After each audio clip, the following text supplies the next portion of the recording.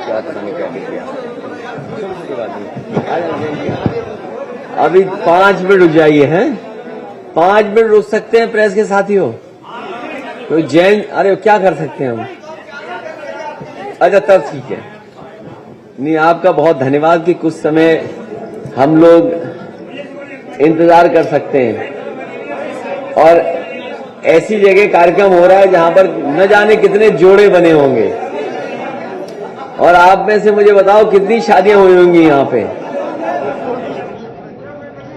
जहां जोड़े बने हों वहां हमारा गठबंधन का कार्यक्रम होने जा रहा है। हम लोग जयंत चौधरी जी का इंतजार कर रहे हैं। जैसे ही आ जाएंगे वैसे ही हम लोग फॉर्मली अपनी प्रेस वार्ता शुरू कर देंगे।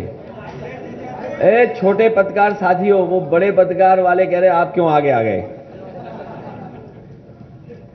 मुझे खुशी है कि बहुत दिनों बाद गाजियाबाद में हम लोगों को आने का मौका मिला है और पूरा देश उत्तर प्रदेश का चुनाव की तरफ देख रहे हैं। कोई ऐसा नहीं जो इंतजार न कर रहा हो कि उत्तर प्रदेश की जनता क्या फैसला सुनाएगी। जो माहौल दिखाई दे रहा है, उत्तर प्रदेश की जनता ने तो अपना फैसला सुना दिया है। यहां कोई सरप्राइज नहीं आने वाला है। यहां की जनता ने, खासकर किसान, नौजवान, व्यापारी, हर वर्ग के लोगों ने मन बना लिया है कि समाजवादी गठबंधन के साथ जो लोग हैं उनकी सरकार बनने जा रही है। अगर असली सरप्राइज कहीं से आएगा तो वो गुजरात से, क्योंकि यूपी के चुनाव के बाद वहां चुनाव होने हैं। राष्ट्रपिता महात्मा गांधी के मारने वालों को, हत्या करने वालों को सम्मान करने वाले लोगों को सबक सिखाने का काम जनता करेगी। उत्तर प्रदेश का चुनाव परिणाम लेकर के आएगा और खुशहाली का परिणाम लेकर के आएगा। मुझे खुशी और मैं बधाई देता हूं किसानों को। यहां के किसानों ने और पूरे देश के किसानों ने जो आवाज उठाई थी और जो आवाज उठी उससे भारतीय जनता पार्टी को झुकना पड़ा। और वही लोग जो किसानों को आतंकवादी आने दीजिए जो किसानों को आतंकवादी, जो किसानों को मवाली कह रहे थे और गाजीपुर बॉर्डर का आपसे अच्छा और आपने जो देखा शायद ही किसी को देखने को मौका मिला होगा। किस तरीके से गाजीपुर बॉर्डर सील किया गया, कीलें लगाई गई, बोल्डर्स लगाए गए, न जाने कितनी फायर ब्रिगेड, न जाने कितनी पुलिस, और उसके बावजूद भी किसान न गाजीपुर बॉर्डर से हटा, न टिकरी बॉर्डर से, और जहां जहां बैठा था किसान वहां बैठा रहा और इंतजार करता रहा कि कब सरकार उनकी बात मानेगी। भारतीय जनता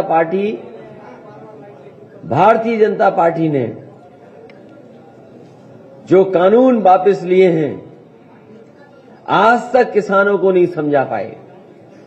आखिरकार भारतीय जनता पार्टी को समझाना चाहिए कि 3 कानून लाए थे तो तीनों कानून उनके हक में कैसे थे, और जब तीनों कानून हटाए उन्होंने तो तीनों कानून किसानों के हक में क्यों नहीं थे।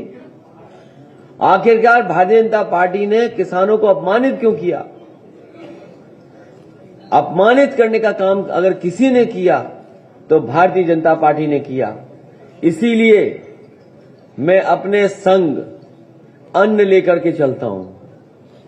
ये अन्न की लाल पोटली लाल टोपी और अन्न की लाल पोटली इनको सबक सिखाने का काम करेंगे। और हमने तो कहा कि अन्न संकल्प कोई भी ले सकता है, भारतीय जनता पार्टी को हराने के लिए और हटाने के लिए और इनको भगाने के लिए।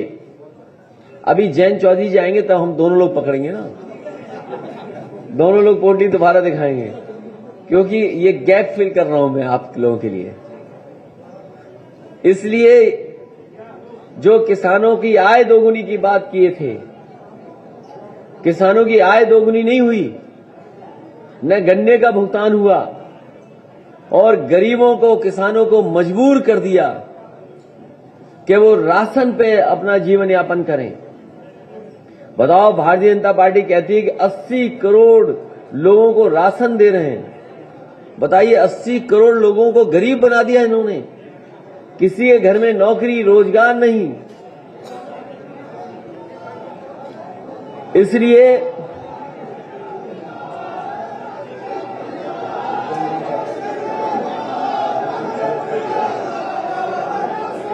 अब जयंत चौधरी जी भी आ गए हैं।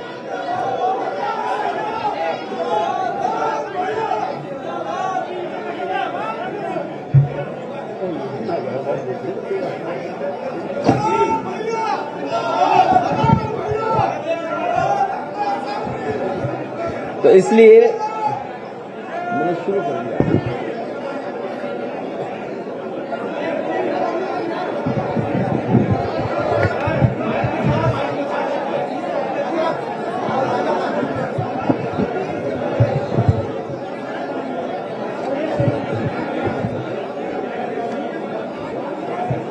इसलिए उत्तर प्रदेश के किसानों ने मन बनाया है। उत्तर प्रदेश के किसानों ने मन बनाया है।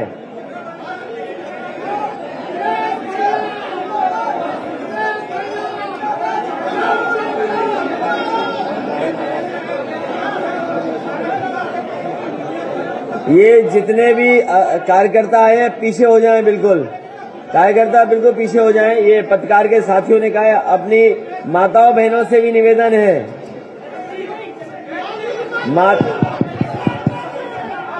अपनी ये माताओं बहनों से भी निवेदन है। सभी सम्मानित कार्यकर्ताओं से हाथ जोड़कर निवेदन है, भैया प्रेस कॉन्फ्रेंस हो जाने दो, बात रखने दो अपने नेताओं को, प्रेस वाले लोगों को बात सुनने दो। प्लीज कृपया माहौल बनाए रखो, पीछे हो जाओ। सभी कार्यकर्ताओं से हाथ जोड़ के निवेदन है, मीडिया भाइयों को काम करने दो। सब आप ही के लिए आए हैं, प्लीज रिक्वेस्ट है आपसे।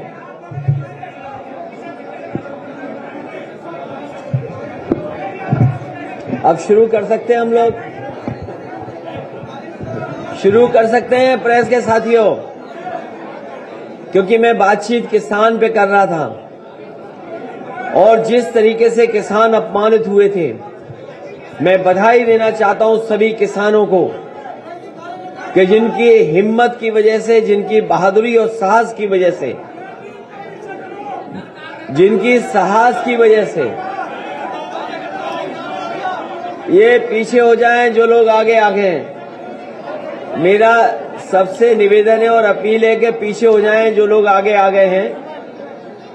ये मुश्किल इस जमाने में ये है कि मोबाइल पाने के बाद सब रिपोर्टर बन गए हैं। जितना ये कैमरे लाइव कर रहे हैं, उतने ही ये जिनके हाथ में मोबाइल है वो लाइव करना चाहते। अरे भाई, तुम क्यों लाइव कर रहे हैं? तुम्हारा कौन देखेगा? तुम्हारा तो केवल तुम्हारे घर वाले, दोस्त, परिचय वाले वही देखेंगे। अगर प्रेस के साथी लाइव करेंगे तो सब लोग देखेंगे। इसलिए जो नए पत्रकार बने हैं, मोबाइल पत्रकार,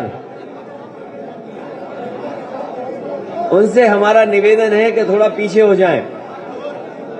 किसानों के आंदोलन ने भारतीय जनता पार्टी को झुकने के लिए मजबूर कर दिया और अंततः भारतीय जनता पार्टी को तीनों काले कानून वापस लेने पड़ गए। जो लोग दावा कर रहे हैं कि किसान खुशहाल हुआ है, वो देखो कैसे अन्नदाता का अपमान किए थे और आज उनके इतने वर्षों की नाकामी के कारण गरीबी बढ़ी है। दुनिया के जितने भी सर्वेक्षण हो रहे हैं या जो आंकड़े आ रहे हैं, हमारा देश गरीब होता चला जा रहा है। गरीबी की संख्या बढ़ रही है और जिस तरीके से कोरोना आया और आपने देखा कि मजदूर अपने घर पैदल पैदल चले गए। ये सरकार चाहती तो सबको घर पहुंचा सकती थी, लेकिन इस सरकार ने किसानों को मजबूर किया, मजदूरों को मजबूर किया।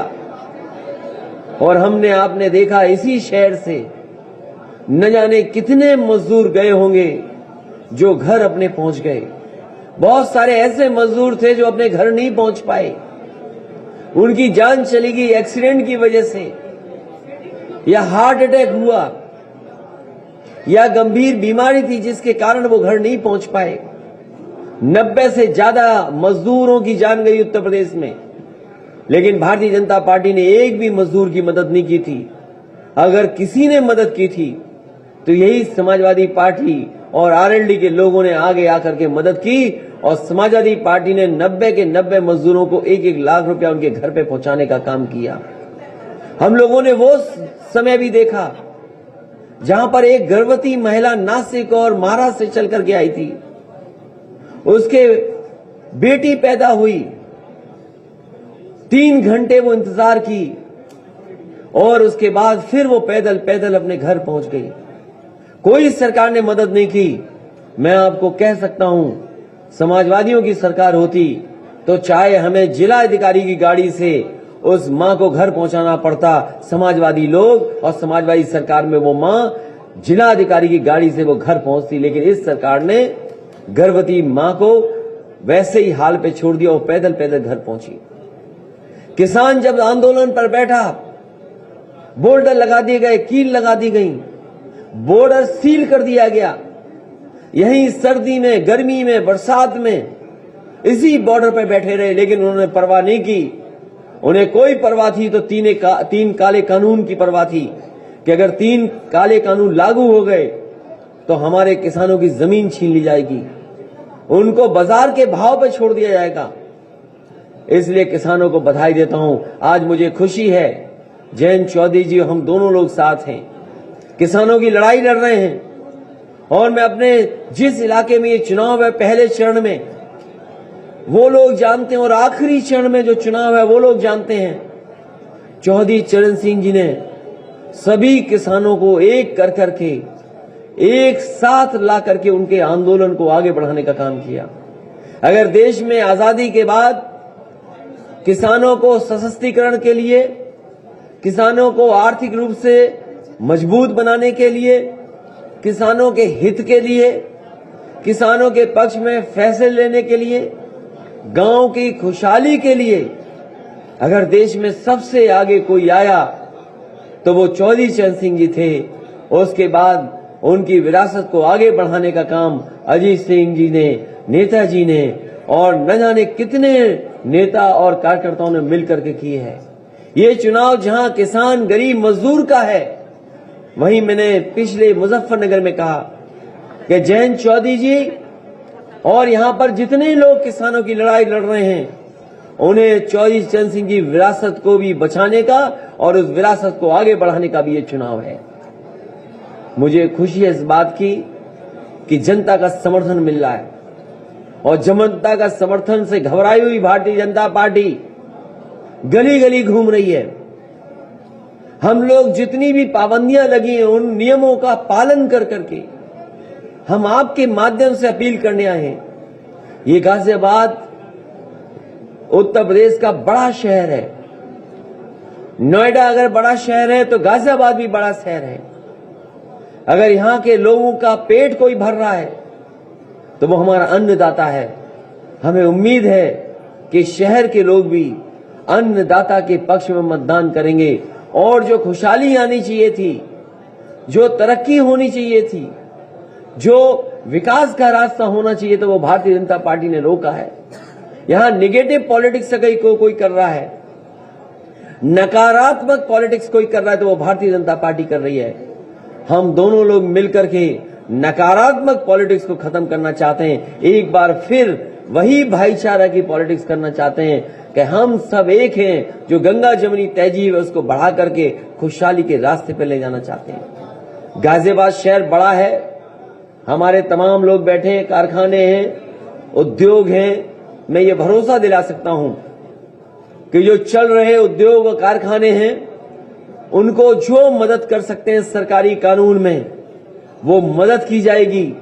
साथ ही साथ जो एमएसएमई सेक्टर है, जो सबसे ज्यादा बर्बाद हुआ है इस कोरोना के समय पर, बीमारी के समय पर, इन दोनों सरकारों ने, डबल इंजन की सरकार ने कोई मदद नहीं की है। अगर हमें अलग से पैकेज ला करके एमएसएमई सेक्टर को अगर सुधारना पड़ेगा तो उसको भी आगे बढ़ाने का काम समाजवादी और आरएलडी की सरकार में होगा। मुझे याद है कि यहां पर एक बहुत पुरानी साइकिल का कारखाना था, बंद होने की कगार पर जब आंदोलन कर रहे थे तो समाजवादी लोग पहुंचे थे। मैं तो कहूंगा कि हालांकि वो प्राइवेट सेक्टर का है कारखाना, बहुत पुराना कारखाना है, समाजवादी सरकार बनने पर साइकिल के कारखाने को पुनः जिंदा करने का काम कोई करेगा तो समाजवादी लोग करेंगे। और इसलिए करेंगे क्योंकि हमारा विशेष लगाव है साइकिल से। जिस पार्टी का चुनाव चिन्ह साइकिल हो तो वो साइकिल के कारखाने को शुरू करने के लिए अगर कोई बड़ा पैकेज भी देना पड़ेगा तो देने का काम करेंगे, क्योंकि साइकिल के कारखाने से न जाने कितने और छोटे छोटे कारखाने जुड़े हैं और उन कारखानों में न जाने कितने लोग हैं जिन्हें मजदूरी मिल रही है, काम मिल रहा है, रोजगार मिल रहा है। हमारा स्वार्थ, हमारा लालच ये है कि हम लोगों को रोजगार और नौकरी दे दें। अगर रोजगार और नौकरी के लिए हमें कोई बड़ा पैकेज भी देना पड़ेगा तो समाजवादी सरकार पीछे नहीं हटेगी। ऐसे कारखाने, उद्योग को सहयोग करने का काम करेंगे। क्योंकि मैं पोटली लेके चलता हूं, एक लाल वाली, मैंने पहले दिखा दी थी, लेकिन मैंने ये कहा था कि हम और जयंत चौधरी जी जब दोनों आएंगे तो हमारे दोनों के हाथ में पोटली होगी। ये अन्न संकल्प के लिए हम पोटली लेके चलते हैं। यही अन्न है जो हमें और आपको जिंदा रखता है। किसान जो हमें पेट भरता है और कपड़े दे पहनाता है, उसके हक में हम दोनों लोग लगातार इसी तरह से संकल्प करते रहेंगे और लड़ाई लड़ते रहेंगे जब तक भारतीय जनता पार्टी को हटा न लें और उत्तर प्रदेश से सफाया न कर दें। अगर हमारे पत्रकार साथी आप लोग भी कोई अन्य संकल्प लेना चाहें तो पीछे नहीं हटना। आप लोग भी हमारे साथ किसानों की लड़ाई लड़ने के लिए आगे आएं। और मैं कहता हूं, इस गाजीपुर बॉर्डर से और उस गाजीपुर बॉर्डर तक भारतीय जनता पार्टी का सफाया होगा। इसीलिए ये दोनों गठबंधन के लोग ऐतिहासिक जीत हासिल करने जा रहे हैं।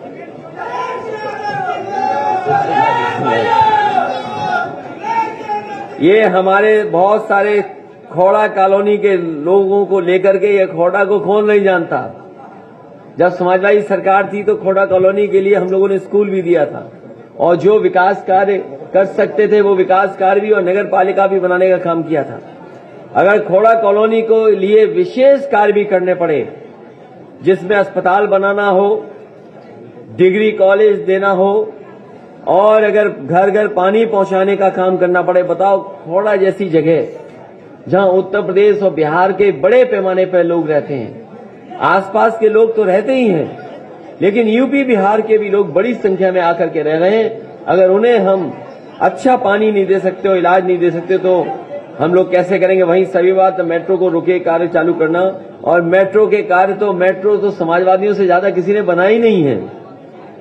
आप में से पुराने पत्रकार लोग भी जानते होंगे जिनके पास मेट्रो का इतिहास होगा। सबसे पहले एक बार नेताजी यहां आए थे और नेताजी जब आए थे तब मैं भी उनके साथ आया था। तब हमारा आपका परिचय ऐसा नहीं था जैसा आज है। उस समय परिचय यही रहा होगा कि हम कहीं खड़े रहे होंगे, वहीं तस्वीर आ गई होगी तो आ गई होगी। तो उस समय भी मेट्रो का काम अगर किसी ने शुरू किया था तो नेताजी ने शुरू किया था। नेताजी उस समय मुख्यमंत्री थे। तो मेट्रो का काम हो और शहर की जो सुविधाएं हैं कि ट्रैफिक ठीक तरीके से चले, पर्यावरण को लेकर के बहुत चिंतित लोग रहते हैं और कूड़े से लेकर के तमाम गंदगी को लेकर के, और कम से कम साफ सुथरे इलाके ऐसे हों जहां पर लोग निकल करके घूम सकें। और कम से कम गाजियाबाद दिल्ली को टक्कर दे अपनी सफाई में और दिल्ली को दिखाए कि हां गाजियाबाद में भी ऐसे बड़े बड़े काम हो सकते हैं। समाजवादी सरकार बनेगी तो अगर शहर को अच्छा बनाने के लिए, साफ सुथरा बनाने के लिए अगर कोई विशेष कार्य करना पड़ेगा तो किया जाएगा। वहीं मोदी नगर में, क्योंकि बड़ी पैमाने पर वहां मजदूर किसान इलाज के लिए आते हैं, अगर अस्पताल के साथ साथ विशेष ट्रॉमा सेंटर भी देना पड़ेगा तो समाजवादी सरकार में और आरएलडी मिलकर के दोनों ट्रॉमा सेंटर देने का काम करेंगे। साहिबाबाद में भी इलाज की सुविधाएं देंगे, क्योंकि इधर जब से कोरोना आया है लोगों ने महसूस किया है कि इलाज कितनी जरूरी है, और इलाज वो भी सरकारी व्यवस्था अच्छी हो, क्योंकि प्राइवेट में लोगों के साथ कई बार बहुत ज्यादा इलाज का खर्चा हो जाता है। इस कोरोना के समय पर लोगों ने अपने अकाउंट के पैसे निकाल लिए। मुझे याद है एक अखबार का मैंने खबर पढ़ी थी, 1 महीने के अंदर कानपुर जैसे शहर ने कई 100 करोड़ लोगों ने अपने सेविंग से पैसा निकाला था। और अगर हमारे पत्रकार साथी यहां का आंकड़ा निकालेंगे, आप गाजियाबाद का आंकड़ा अगर निकालेंगे, कोरोना के समय पर लोगों ने सेविंग से कितना पैसा निकाला होगा, तो कम से कम 2 या 3 महीने में 1000 करोड़ से ज्यादा पैसा निकाला होगा। तो सोचो, सेविंग का पैसा लोगों ने निकाल करके अपने परिवार के लोगों का इलाज और मदद करने का काम किया था। उस समय जब सबसे ज्यादा सरकार की जरूरत थी, तब सरकार ने गरीबों को, आम लोगों को अनाज छोड़ने का अगर किसी ने काम किया था तो भारतीय जनता पार्टी ने। इसलिए मैं इस मौके पर समाजवादी पार्टी और आरएलडी के जितने भी प्रत्याशी हैं उनके पक्ष में मैं आपके माध्यम से निवेदन और अपील करने आया हूं कि गाजियाबाद और आसपास की जनता इन सभी साथियों की मदद करे। जो लोग हमारे साथ बैठे हैं वो तो हैं ही। धौलाना से असलम चौधरी जो समाजवादी पार्टी और आरएलडी के प्रत्याशी हैं, मोदी नगर से पंडित सुदेश शर्मा आरएलडी और समाजवादी पार्टी के गठबंधन के प्रत्याशी हैं, गाजियाबाद में समाजवादी पार्टी और आरएलडी के विशाल वर्मा जी प्रत्याशी हैं, साहिबाबाद से पंडित अमरपाल शर्मा जी समाजवादी पार्टी और आरएलडी के प्रत्याशी हैं, मुरादनगर में पंडित सुरेंद्र कुमार मुन्नी आरएलडी और समाजवादी पार्टी के प्रत्याशी हैं, वहीं लोनी में मदन भैया आरएलडी और समाजवादी पार्टी के गठबंधन के प्रत्याशी हैं। मुझे उम्मीद है कि आपके माध्यम से जनता इनकी मदद करेगी, क्योंकि चुनाव आयोग की जो पाबंदियां हैं वो बड़ी बड़ी रैलियां नहीं हो पा रही हैं। अगर बड़ी बड़ी रैलियां हो रही होती तो कार्यक्रम दूसरे तरीके से होते। आज आप ही हमारे वो लोग हैं जो संदेश पहुंचा सकते हैं, आपके माध्यम से ही हम लोग घर घर पहुंच सकते हैं। इसलिए हमें उम्मीद है कि आप लोग भी हमारी मदद करना, जिससे भारतीय जनता पार्टी जैसी तानाशाही सरकार को हम उत्तर प्रदेश से हटा सकें। मैं जयंत चौधरी जी से कहूंगा कि वो अपनी बात रखें।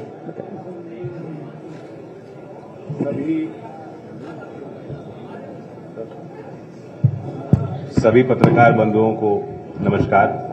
समाजवादी पार्टी के राष्ट्रीय अध्यक्ष अखिलेश यादव जी, सभी हमारे दोनों पार्टियों के वरिष्ठ नेतागण और उम्मीदवार जो गठबंधन के चेहरा हैं, जो एक क्षेत्र में बहुत उम्मीद के साथ मतदाताओं तक अपनी बात पहुंचा रहे हैं और आपका आशीर्वाद चाहते हैं। अखिलेश जी ने काफी बात कही और बिल्कुल शुरुआत उन्होंने किसानों से की। मैं आप सबके माध्यम से देश तक ये संदेश देना चाहता हूं। आज 29 जनवरी है और जो बीती रात है 28 जनवरी की रात, जो 1 साल पहले यहीं से कुछ दूर गाजीपुर बॉर्डर पे जो कुछ भी किसानों ने देखा और सहन किया, वह उनका अपमान नहीं था। वे देश में, गांव में रहने वाले, खेत खलियान में मेहनत कर रहे हर एक किसान और मजदूर का अपमान था। हमें उस अहंकार को चूर करना है और वो पीड़ा, वह दर्द आज भी जिंदा है। कानून वापस हुए हैं, लेकिन जिस तरीके से लखीमपुर में किसानों को कुचला और जो तैयारी 28 जनवरी की शाम को सरकार और सरकारी गुंडों ने कर रखी थी, यहीं लोनी के भारतीय जनता पार्टी के विधायक की जो मंशा थी, कोई भी किसान बिरादरी से आने वाला व्यक्ति उस बात को भुला नहीं पाया। और उन क्षणों में जो भावुकता थी किसान नेताओं की, जो भावुकता थी स्वर्गीय चौधरी अजीत सिंह जी की, और जिस तरह से उन्होंने किसान आंदोलन के प्रति अपना समर्थन जाहिर किया और हम सबको आशीर्वाद दिया, वे ताकत और हिम्मत उन्होंने दी कि किसानों तुम अकेले नहीं हो, तुम न्याय की आवाज हो, तुम्हारी आवाज मैं बुलंद करूंगा। उनके वो बोल हमारे देश के राजनीतिक इतिहास में, किसान आंदोलन के इतिहास में स्वर्ण अक्षरों से लिखे जाएंगे। और इसलिए ये चुनाव, ये फैसला मतदाताओं को करना है। एक तरफ वो सरकार है जो किसानों को दबाना चाहती है, जहां कोई सुनवाई नहीं होती, जहां कोई वादा पूरा नहीं होता। युवाओं को तय करना है, एक तरफ वो लोग हैं जो आपको पीटते हैं, लाठी चलाते हैं, नौकरी से आपको वंचित रखते हैं, और दूसरी तरफ अखिलेश जी का विजन है, आरएलडी और समाजवादी पार्टी का प्रयास है। हमें मुकाबला झूठ से करना है, अफवाह फैलाने वाले लोगों से करना है, नफरत फैलाने वाले लोगों से करना है। जिन्ना की बात, औरंगजेब की बात, इन बातों से उत्तर प्रदेश की जनता से का कोई लेना देना नहीं। हम नौकरी और विकास की भाषा बोलने वाले लोग हैं, पढ़े लिखे लोग हैं, तरक्की चाहते हैं, तरक्की की भाषा बोलेंगे। और जैसा अखिलेश जी ने कहा, गाजियाबाद तो इतना बड़ा अर्बन सेंटर है, यहां लोग रोजगार की उम्मीद लेकर आते हैं, अपने परिवारों के पालन पोषण के लिए भरपूर प्रयास करते हैं। यहां की जो आधारिक संरचना होनी चाहिए, जब हमारी विजन वाली सरकार बनेगी, तब गाजियाबाद की उम्मीदों पर हम लोग बहुत गंभीर रूप से काम करेंगे। योगी जी ने कहा कि गड्ढा मुक्त सड़कें, गाजियाबाद के आप सबसे पॉश कॉलोनी में चले जाएंगे, मेन रोड पर चले जाएंगे तो आपको गड्ढे मिलेंगे, गड्ढे मिलेंगे। आपकी गाड़ी की पूरी जो है क्वालिटी कंट्रोल टेस्ट 100 मीटर की यात्रा में हो जाता है। तो हमारी घोषणाएं सच्ची होंगी, गड्ढा मुक्त सड़कें देनी है, झूठ मुक्त सरकार देनी है। मैं आप सबके माध्यम से प्रार्थना करता हूं कि इन्हीं बातों को लेकर आप लोग हमारे पक्ष में मतदान करें। समाजवादी पार्टी और राष्ट्रीय लोकदल के सभी उम्मीदवार आपके सामने हैं, और फिर मौका दें अखिलेश जी को कि वे जो उनके उत्तर प्रदेश को आगे ले जाने वाली जो सोच है, वे उसको पूरा अमला जमला पहनाएं और जमीन तक उस सोच को पहुंचाएं। धन्यवाद। अभी दो महत्वपूर्ण चीजें कहते फिर बोल लेना, 2-3, क्योंकि लगातार समाजवादी पार्टी घोषणा पत्र आने से पहले कुछ बातें जनता के बीच में रखना चाहती है, जिस कड़ी में सबसे पहले समाजवादी पार्टी ने तय किया था कि 300 यूनिट की फ्री घरेलू बिजली होगी, किसानों को सिंचाई मुफ्त होगी, लैपटॉप डिस्ट्रीब्यूशन होगा पहले की तरह। और वहीं ये भी फैसला लिया था कि पुरानी पेंशन बहाल होगी। पुरानी पेंशन को लेकर के बहुत सारे संगठन, सरकारी कर्मचारी हमेशा इस बात को कहते रहे, उनकी मांग रही है कि पुरानी पेंशन बहाल हो। समाजवादी पार्टी ने और आरएलडी ने और गठबंधन और समाजवादी पार्टी ने माना है कि सरकार बनने पर पुरानी पेंशन बहाल होगी। उसी कड़ी में समाजवादी कैंटीन एवं किराना स्टोर स्थापित किए जाएंगे, जहां गरीब श्रमिकों, राजगीरों, बेघरों को सब्सिडाइज दरों पर राशन एवं अन्य जरूरी वस्तुएं मिल सकेंगी। और ये बात मैं इसलिए कह रहा हूं कि डॉक्टर राम मनोहर लोहिया ने एक सिद्धांत दिया था कि अगर महंगाई से लड़ना है तो दाम बांधो नीति लागू करनी पड़ेगी। अगर दाम बांधो नीति हम लागू कर पाएंगे तो बहुत सारे गरीब और जो रोजगार पर निर्भर करते हैं उन्हें हम सब्सिडाइज या दाम बंधी हुई चीजों को उपलब्ध करा पाएंगे। इन कैंटीनों में 10 रुपए में समाजवादी थाली की व्यवस्था की जाएगी। इस योजना का लक्ष्य है राज्य से भूख की समस्या को मिटाना। पहले कुछ जगह पर शुरू हुई थी, जिस योजना को बंद किया भारतीय जनता पार्टी ने। 20 रुपए की थाली थी, खाना था, जिसमें मजदूरों को खाना उपलब्ध कराया था।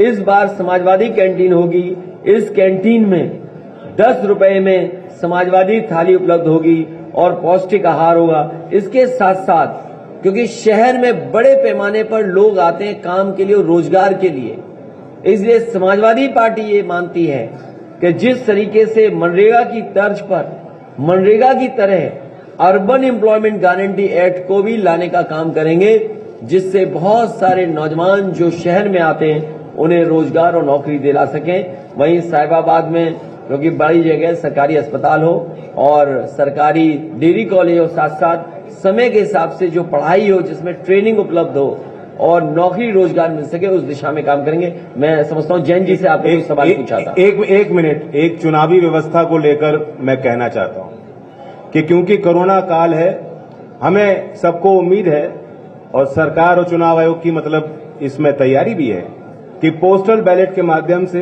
काफी वोट मतदाता अपना मत प्रयोग करेंगे। इसमें मतदाताओं को भी सतर्क रहने की जरूरत है। जो सरकारी कर्मचारी हैं, जो पुलिसकर्मी हैं, जिनकी पोस्टल बैलेट से वोट डलनी है, मैं उनको कहना चाहता हूं कि ये एक फॉर्म है ऑनलाइन, इसको आप डाउनलोड करके, बैलेट फॉर्म है, इस पे अपनी वोट दर्ज कराएं। वोट का अधिकार है, उनका मत अधिकार है। कोई भी किसी दबाव में उनको आने की जरूरत नहीं। कोई उनके सीनियर अधिकारी दबाव बनाने की कोशिश करते हैं, ये उनका संविधान ने उनको अधिकार दिया। तो इस वोट को इसके लिए सतर्क रहें, सुरक्षित रखें और सुनिश्चित करें कि उनकी वोट पड़ी कि नहीं। दूसरी बात, नियम यह है कि मतदान के तारीख से पहले घर घर ये जो फॉर्म उनको मिल जाना चाहिए। अगर नहीं दिया जा रहा तो ऑनलाइन वो उसको ले सकते हैं। तीसरी बात यह है कि चुनाव आयोग का नियम कहता है कि जब मतदान हो जाता है, जो गिनती होती है, सबसे पहले पोस्टल बैलेट की वोट गिनी जानी चाहिए। तो सभी उम्मीदवारों को, चुनाव आयोग के सभी ऑब्जर्वर्स को मैं कहना चाहता हूं कि सख्ती से, क्योंकि हमारा अनुभव है कि पिछली बार जब गिनती हुई उसमें ऐसा नहीं हुआ। कोई बहानेबाजी नहीं चलेगी, नियम का सख्त अनुपालन होना चाहिए सभी ऑब्जर्वर से, और हमारे दोनों दल के जिलाध्यक्षों से मैं उम्मीद करता हूं कि सख्ती से इसका पालन हो। इस पर हम पुरजोर कोशिश करें। धन्यवाद।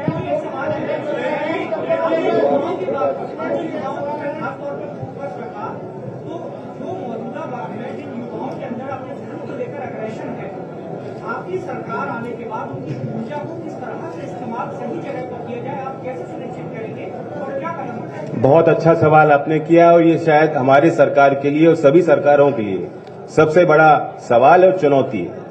सबसे पहले तो कोई वादकारी जाता है, सरकार से कुछ मांग होती है, सामाजिक जन आंदोलन होते हैं, तो हमारी सरकार उन लोगों के साथ ऐसे क्रूरता के साथ व्यवहार नहीं करेगी। पुलिस की लाठी, पुलिस की वर्दी जनता को सुरक्षित रखने के लिए है, ना कि राजधानी में शिक्षक आते हैं, युवा आते हैं, भर्ती को लेकर कोई सवाल करता है तो उन पर लाठी चलाई जाए। ऐसी लाठियां हमारे राज्य में नहीं चली जाएंगी।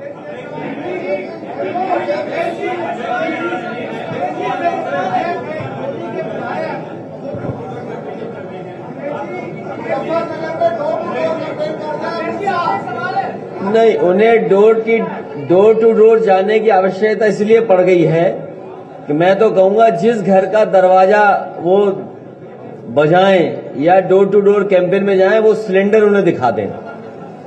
वो जो लाल रंग का सिलेंडर है वो दिखा दें, क्योंकि पोटली पे अन्न संकल्प तो लेंगे नहीं वो, तो कम से कम उन्हें लाल सिलेंडर जरूर दिखाएं कि जिस समय वो सरकार में आए थे उस समय एक सिलेंडर भरवाने की कीमत क्या थी और आज क्या कीमत है।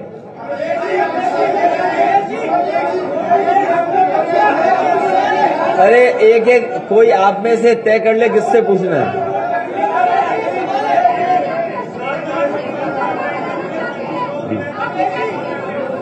ये पहली बार ऐसा हुआ है कि लोग शमशान से घर पहुंचे। जो लोग शमशान और कब्रिस्तान की बात कर रहे थे, सोचिए भ्रष्टाचार का क्या आलम था कि इतनी बड़ी संख्या में लोगों की जान गई और वो अपने परिवार के दुख में शामिल हुए थे। और सोचिए घर परिवार में कितना दुख बड़ा पहुंचा होगा। और मुझे नहीं लगता कि जिन्होंने इस तरह का काम किया होगा, घटिया काम, उनके खिलाफ कोई कार्रवाई भी हुई हो।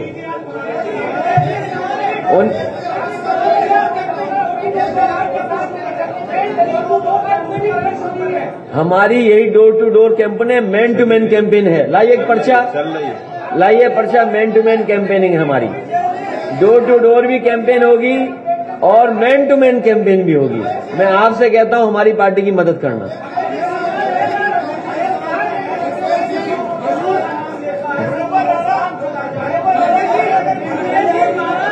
एक एक करके पूछो भाई, हो जाने दीजिए एक एक कर।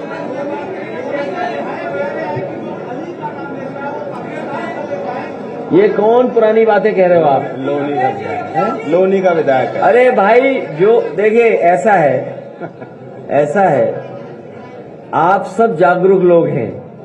जैसे ही समाजवादी पार्टी ने पुरानी पेंशन को बहाल करने के लिए कहा, आप सोचो मुख्यमंत्री जी को क्या याद आया? अब्बा जान।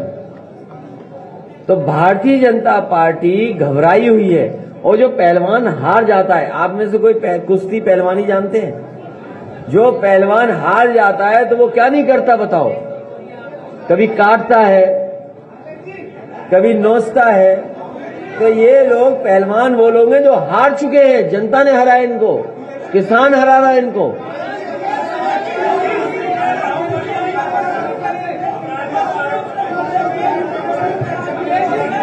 अच्छा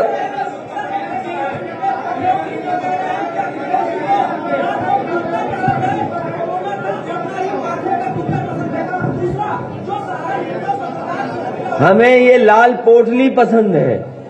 उनसे कहिएगा, हमारे जो योगी मुख्यमंत्री जी हैं, आज मैं उनका एक स्टेटमेंट सुन रहा था, भगवान की कोई जाति नहीं होती है, भगवान सबके हैं।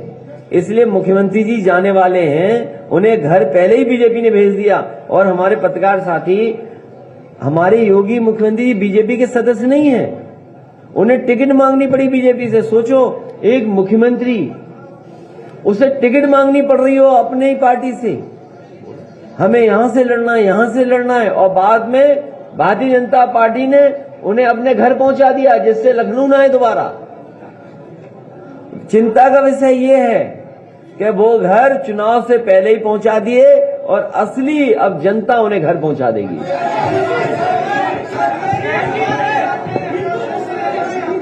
इस बार ये भाईचारा का चुनाव है और हम लोगों ने नारा भी दिया है, भाईचारा जिंदाबाद, भाईचारा जिंदाबाद। और किसान एकता का नया नारा है। अरे रुक जाओ भाई, नारा तो बता लें दो। अरे रुक जाओ, किसान एकता का नारा और हमारा और सबका नारा कि हमारी ताकत होगी भाईचारा, हमारी ताकत भाईचारा।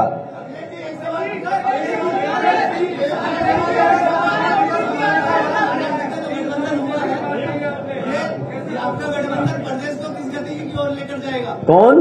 हमारा गठबंधन का। ये गठबंधन इतनी रफ्तार से प्रदेश को विकास की तरफ ले जाएगा जिसकी आप कल्पना नहीं कर सकते। और मैं कह सकता हूं, ये हमारे साथी ने जो विकास का पूछा, यहां जितने गाजियाबाद के लोग हैं वो जानते होंगे कि सिंगल पियर पर 6 लेन रोड अगर कहीं देश में सबसे बड़ी बनी है तो वो आपके गाजियाबाद में बनी है। आप बंबई देखाइए, कलकत्ता देखाइए, दिल्ली आपने देखा है, चेन्नई देखाइए, बेंगलोर देखाइए, हैदराबाद देखाइए। अगर सबसे बड़ी सड़क सिंगल पियर पे, एक खंबे पर 6 लेन अगर कहीं बनी है देश की तो वो आपके गाजियाबाद में बनी थी। और इतने कम समय में कोई नहीं बना सकता था जो समाजवादियों ने बना करके दिखाई।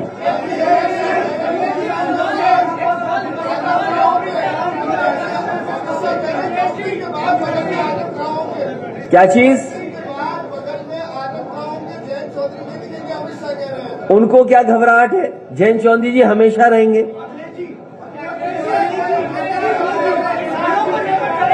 किसान की बात किसमें? एस के अंदर। तो हमें खुशी है कि किसान अगर किसी तरीके से भारतीय जनता पार्टी को घेर रहे हैं, हम उनके साथ हैं। किसान का कोई भी संगठन जो किसान की आवाज उठा रहा है, किसान के हित में बात कर रहा है और अन्याय के खिलाफ लड़ रहा है, तो हम उसके साथ हैं।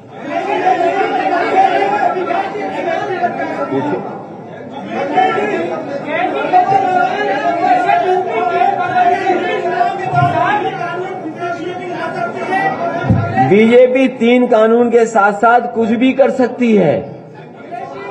जो दरवाजे खटखटा रहे हैं उन्हें इस बात की चिंता नहीं कि गैस सिलेंडर कितना महंगा कर दिया, और हमें लगता है कि आपके शहर में भी जानवर घूमते होंगे सड़कों पर। इतने बड़े पैमाने पर सांड से एक्सीडेंट से कोई नहीं मरा जितने उत्तर प्रदेश में मर गए। मैंने भी आंकड़े निकाले थे, लगभग 100 पहुंच गए लोग।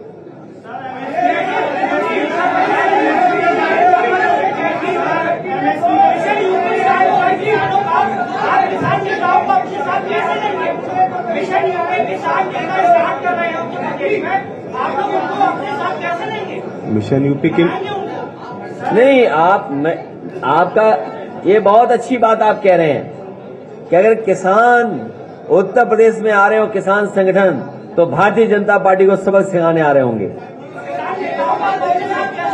नहीं, हमें वो कोई विधानसभा तो लड़ नहीं रहे।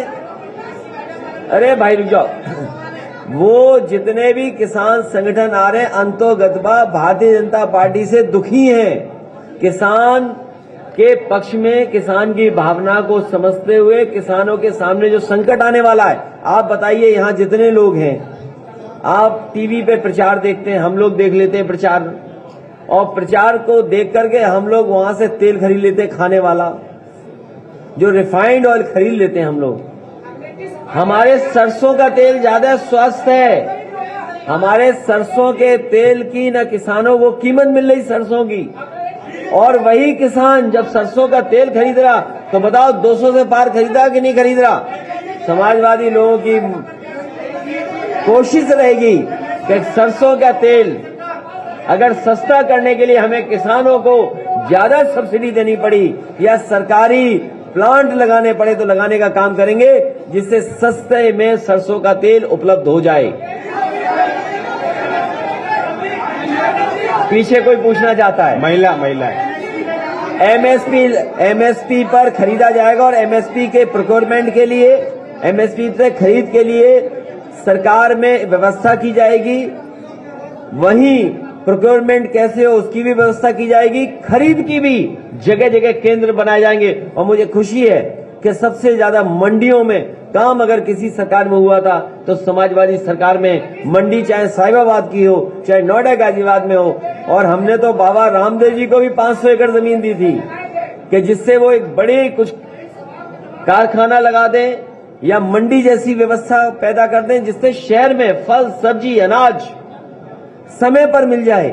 आपके शहर में न जाने कितना दूध आता होगा, न जाने कितनी फल सब्जी आती होगी, न जाने कितना अनाज आता होगा।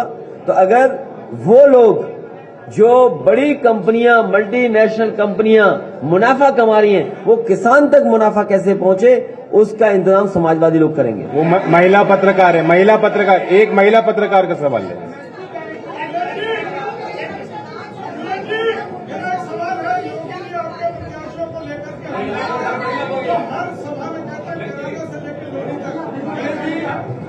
इस बार समाजवादी पार्टी और आरएलडी का नारा है भाईचारा नारा है। इस बार किसानों का नारा है ताकत हमारी भाईचारा है। इसलिए इनके नफरत के कोई मुद्दे नहीं चलने वाले। नफरत में अपनी माताएं, बहनें और खासकर महिलाएं जो भागीदारी लोकतंत्र में बराबर चाहती हैं, समाजवादी पार्टी ने हमेशा महिलाएं और अपनी बहनों के लिए, उनके स्वास्थ्य के, उनकी सुरक्षा को लेकर के और वो सशक्तिकरण की दिशा में अगर हमें कोई काम करना पड़ा है तो किया है, चाहे वो सुरक्षा को लेकर के जिसकी सुप्रीम कोर्ट ने भी एप्रिसिएशन किया था 1090। वहीं बड़े पैमाने पे जो हमारी बहनें थीं, उनको लैपटॉप मिला था, गरीब महिलाएं थीं उन्हें समाजवादी पेंशन से जोड़ा था, और विशेष गर्भवती महिलाएं और महिलाओं को अस्पताल तक पहुंचाने के लिए एम्बुलेंस चलाई गई थी। उनके स्वास्थ्य के लिए, उनकी शिक्षा को लेकर के आने वाले समय में अपनी माताएं बहनों के लिए, बेटी, बहन और मां तीनों के लिए एक विशेष योजना लेकर के मैनिफेस्टो में हम आएंगे। आप न्यूट्रिशन मिशन भी हाँ, न्यूट्रिशन मिशन।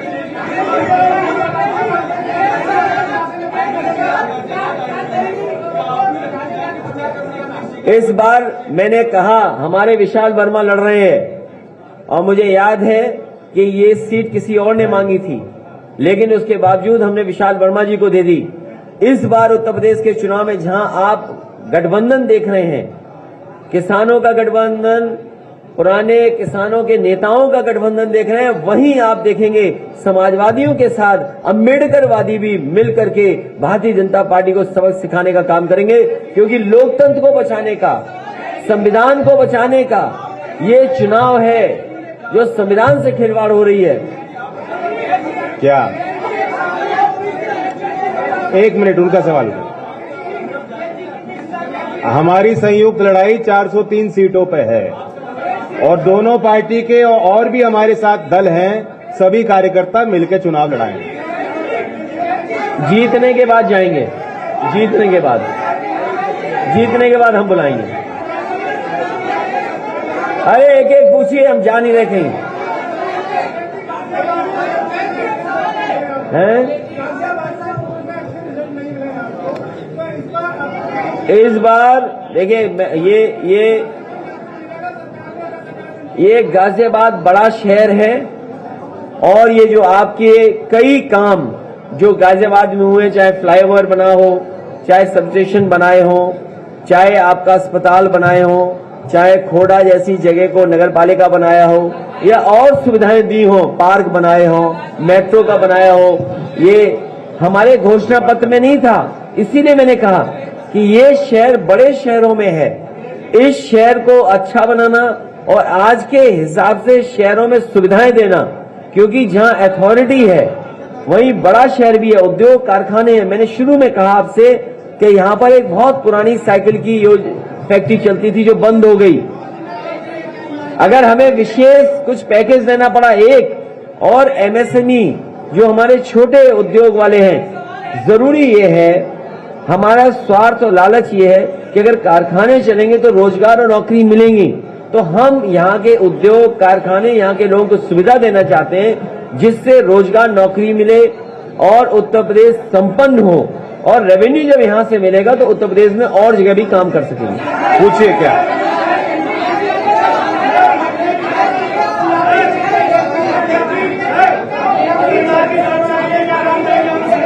जो आपके पास सुझाव वो कर देंगे, और डायल 100 वाली जो गाड़ियां हैं 2 विशेष पत्रकारों के लिए चलवा देंगे। क्या कह रहे हैं? एक मिनट, क्या कह रहे हैं? ऐसे कुछ नहीं सुना देगा। एक मिनट, एक भाई बोलो।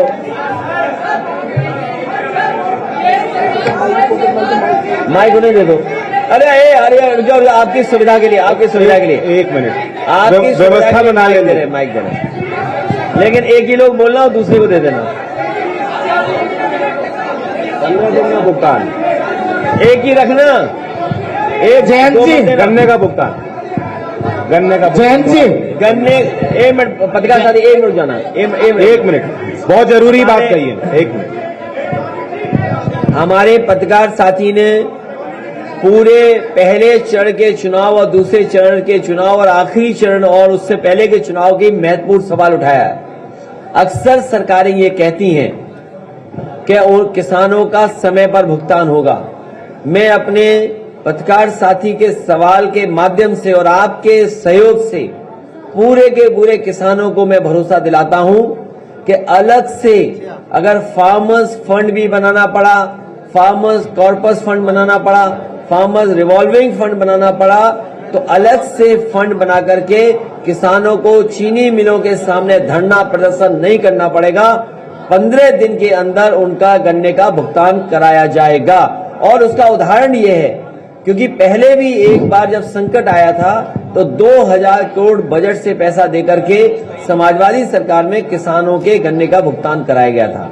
जो हमारा पुराना काम है, जयंत जी, जो पुराना काम है वो भरोसा वाला। 28 जनवरी की रात को पिछली साल राकेश टिकैत जी यूपी बॉर्डर गाजीपुर पर रोए थे, जहां पर विधायक नंदकिशोर गुर्जर भाजपा प्रत्याशी हैं, वो क्या किसानों को उठाने के लिए गए थे। आपके लोनी प्रत्याशी मदन भैया ने उनको समर्थन दिया था। क्या आपको लोनी विधानसभा से किसानों को क्या समर्थन मिलेगा? नहीं, ये तो कोई सवाल नहीं है। हम तो पहले दिन से किसानों के साथ खड़े हैं। अखिलेश जी, इसमें किसी किसान को शक नहीं हो सकता। अखिलेश जी, अरे अखिलेश जी, सीनियर पत्रकार, अखिलेश जी 2017 में अब माइक आ गया उनके हाथ में, जिनके हाथ में माइक नहीं है। 2017 में यूपी के लड़के थे, अब किसान के बेटे हैं, बीच में बहन जी भी आ गई थी। आखिर विनिंग कॉम्बिनेशन कब मिलेगा आपको? देखिए मेरे पत्रकार साथी, ये जो गठबंधन है, ये जमीन का, किसानों का, गरीबों का गठबंधन है। इस बार इसका परिणाम आएगा। अखिलेश जी, एक सवाल है, महाराष्ट्र सरकार ओबीसी आरक्षण देना चाहती है, केंद्र सरकार उसके खिलाफ सुप्रीम कोर्ट गई है। यदि आपकी सरकार आती है तो ओबीसी वर्ग के लिए क्या कुछ करने वाले हैं आप? देखिए, जिस समय कोर्ट ने, आपको अच्छी तरह याद होगा, नीट को लेकर के पूरे देश में हलचल थी और भारतीय जनता पार्टी को एफिडेविट देना था उनकी सरकार को कोर्ट में एफिडेविट देने से पहले उन्हें स्वीकार करना पड़ गया था आरक्षण को लेकर के। जो आरक्षण का सवाल है, मैं आपको भरोसा दिलाता हूं, जो मूल भावना है आरक्षण की, उस पे हम लोग सब मिलकर के काम करेंगे। उसमें सबसे ज्यादा जरूरी ये है कि जाति जनगणना होनी चाहिए, क्योंकि जाति जनगणना अगर नहीं होती है तो बहुत सारे लोग ये फैलाते हैं किस जाति ने कितना छीन लिया।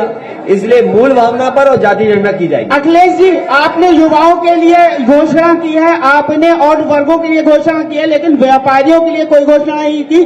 जीएसटी से परेशान है व्यापारी, कोरोना में उनके कारोबार भी बहुत ठप हो गए हैं। मैं बड़ी संख्या में व्यापारियों की जान गई है, कुछों ने आत्महत्या की है। इसीलिए मैंने कहा एमएसएमई को और जीएसटी का सरलीकरण हो, क्योंकि जीएसटी में इतने अमेंडमेंट हो गए।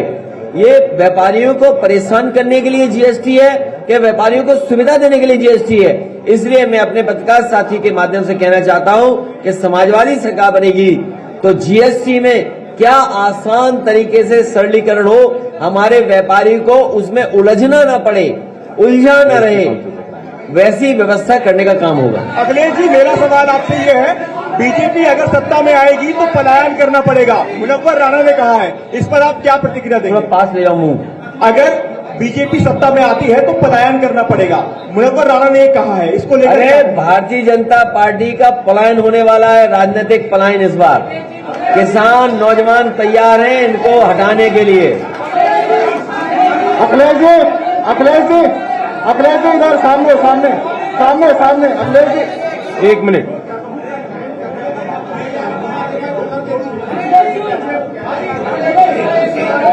वरिष्ठ पत्रकार, बहुत टाइम से प्रयास कर रहे हैं।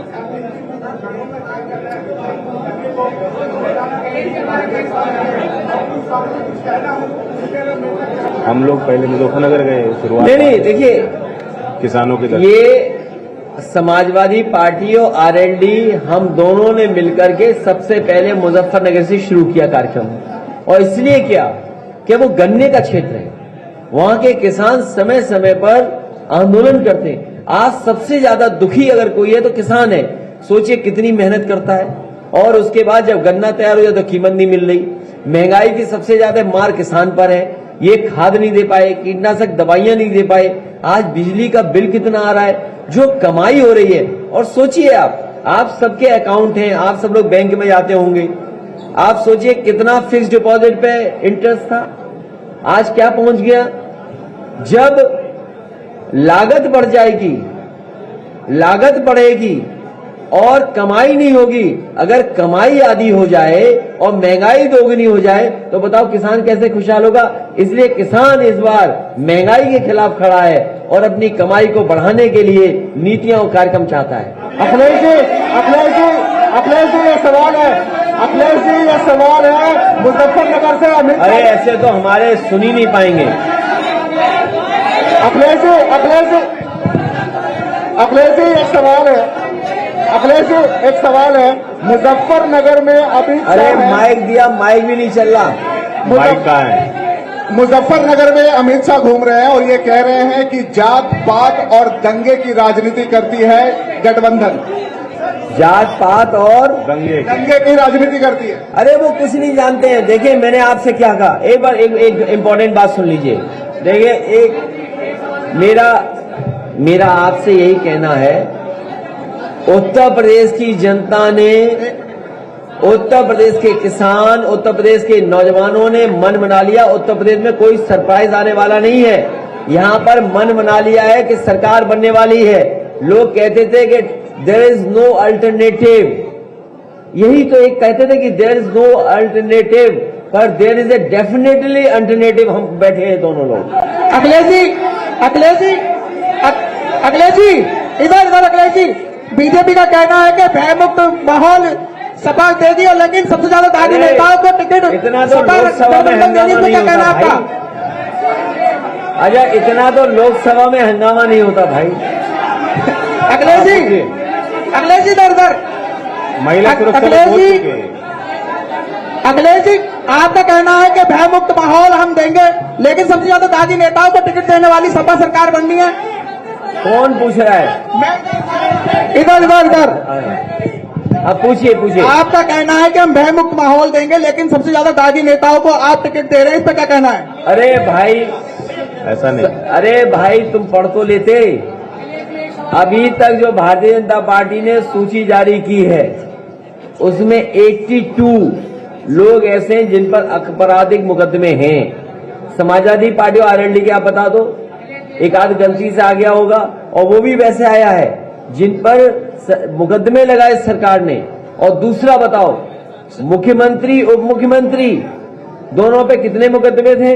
पुरानी बातें भूल जाओ, बताइए।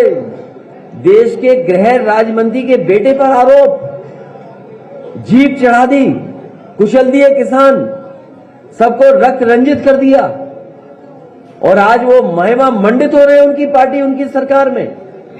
तो पुराना भूल जाइए, सोचो आज के समय का। मैं कानून व्यवस्था पे एक और बात कहना चाहता हूं, 1 मिनट।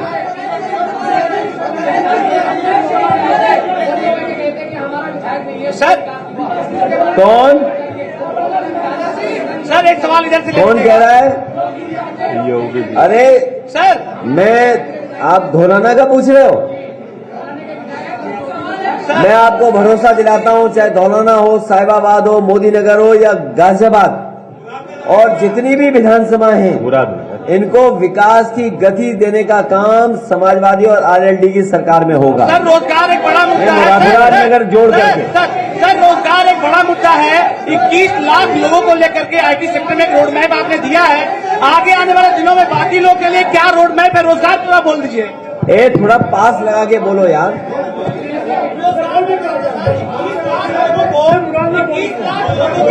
बोल दिया सब है। मुरादनगर को भी विकास गति देंगे। मैं बताइए। ये कह रहा था कि 21 लाख लोगों के रोजगार के लिए एक रोड मैप आपने दिया है आईटी सेक्टर में, बाकी बहुत सारे लोग अभी बेरोजगार लोग हैं। आपको सुनना चाह रहे हैं क्या रोड मैप है बाकी लोगों के लिए? मैं सभी पत्रकार साथियों के साथ जिम्मेदारी के साथ कह सकता हूं कि अभी पिछले दिनों 22 तारीख को मैंने कहा था कि केवल आईटी के सेक्टर में, केवल आईटी सेक्टर में समाजवादी सरकार बनने पर 22 लाख नौजवानों को क्वालिटी और अच्छे रोजगार उपलब्ध कराने का काम करेंगे। और वहीं उत्तर प्रदेश की सरकारी विभागों में लगभग 11 लाख रिक्त पद खाली हैं। समाजवादी सरकार और आरएलडी के गठबंधन और हमारे बहुत सारे सहयोगी दलों के साथ जो सरकार बनेगी, सबसे पहले सरकारी रिक्त पदों को भरा जाएगा।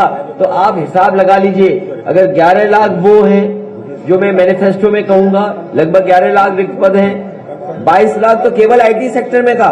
और अगर आईटी सेक्टर को ध्यान से देखा जाए, मैं जब आ रहा था सड़क से तो मैं देख रहा था महिंद्रा टेक की एक बिल्डिंग दिखाई दे रही है। उत्तर प्रदेश की जो ये कानून व्यवस्था को सबसे बेहतरीन व्यवस्था दी गई 100 नंबर, जो अब डायल 100-112 हो गया, इसका जो टेक्नोलॉजी का पार्ट है, जो इसके अंदर सॉफ्टवेयर टेक्नोलॉजी जो इंट्रोड्यूस हुई है, वो महिंद्रा टेक पार्टनर है इसका। शायद आप में से लोग नहीं जानते होंगे, या जिन्होंने फॉलो की होगी न्यूज वो जानते होंगे। ये बीजेपी वालों ने महिंद्रा टेक वालों को भी परेशान किया था, और इसलिए परेशान किया कि इन्होंने अच्छी व्यवस्था क्यों दे दी। आप जाकर के उनके अधिकारियों से पता करना। अखिलेश जी एक सवाल मेरा है। अखिलेश जी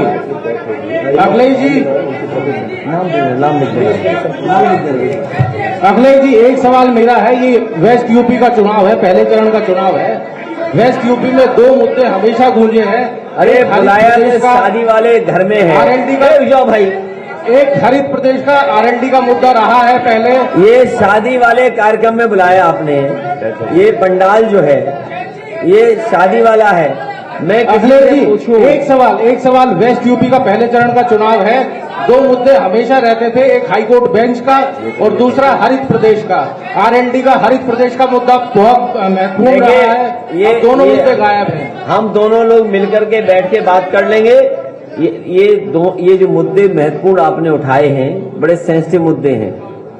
हमारे लिए सबसे सेंसिटिव बात यह है कि जिन्होंने किसानों को अपमानित किया है, किसानों को जीप से कुचला है, उनको सबक सिखाएं, पहले हटाएं और उत्तर प्रदेश से भगाएं। दूसरा, समाजवादी पार्टी और आरएलडी प्राथमिकता पे ये सवाल बड़े हैं, लेकिन उससे पहले उत्तर प्रदेश को ऐसी एक्सप्रेस वे दे दें, ऐसी सड़कें दे दें कि गाजियाबाद का भी व्यक्ति अगर लखनऊ जाना चाहे तो 4.5 घंटे में पहुंच जाए।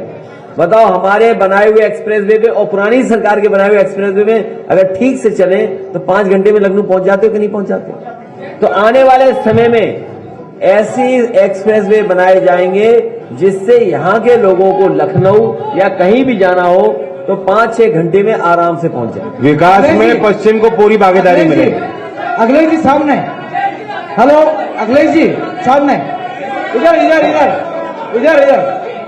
अखिलेश जी, जो पश्चिमी उत्तर प्रदेश में हाईकोर्ट बेंच का सवाल, आखिरी सवाल, पश्चिमी उत्तर प्रदेश में हाईकोर्ट बेंच का जो मामला अभी उठाया था वो आपने टाल दिया।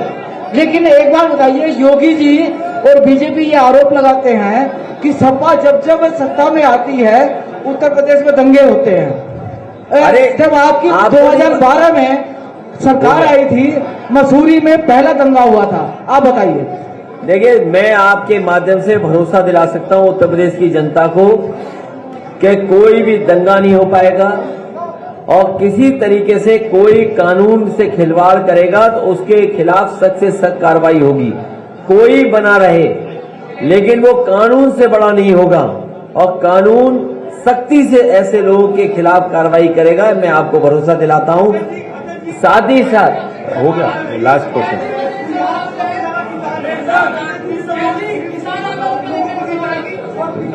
किसान की बात देखिए, 300 यूनिट घरेलू बिजली फ्री और साथ ही साथ किसानों को सिंचाई के लिए फ्री सिंचाई, इसलिए मैं कह सकता हूं कर सकते हैं क्योंकि समाजवादी सरकार में बिजली के कारखाने लगे। भाजपा ने अभी तक एक भी कारखाना नहीं लगाया।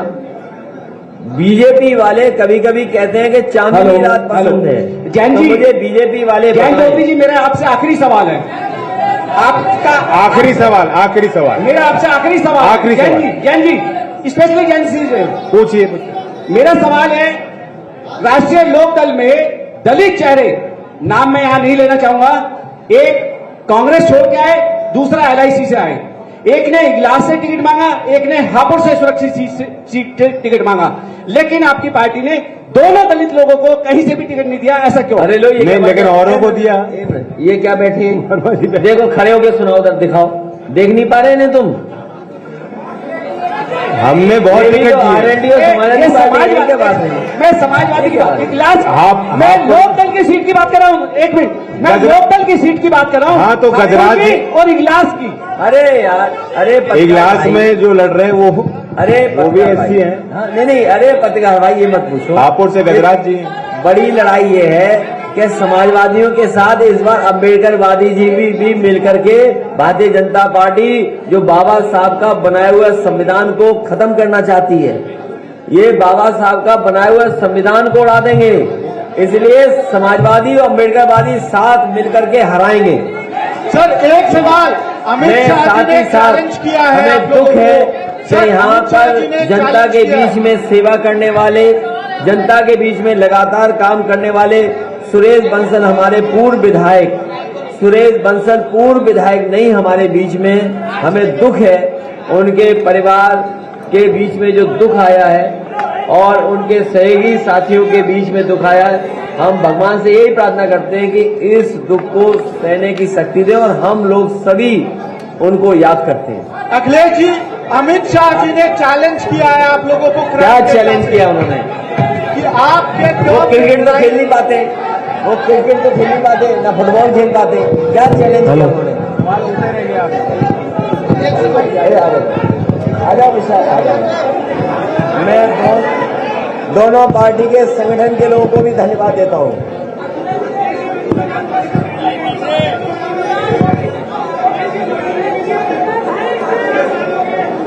योगी जी कुछ जानते नहीं है। योगी जी, उत्तर प्रदेश का चुनाव खुशहाली का चुनाव है। इस बार नफरत फैलाने वाले लोग, खाई पैदा करने वाले लोग, निगेटिव पॉलिटिक्स करने वालों का सफाया होगा। सभी पत्रकार साथियों से अनुरोध है, जलपान की व्यवस्था है, कृपया लंच कर करके जाएं। सभी पत्रकार साथियों से मेरा अनुरोध है, लंच कर करके जाएं।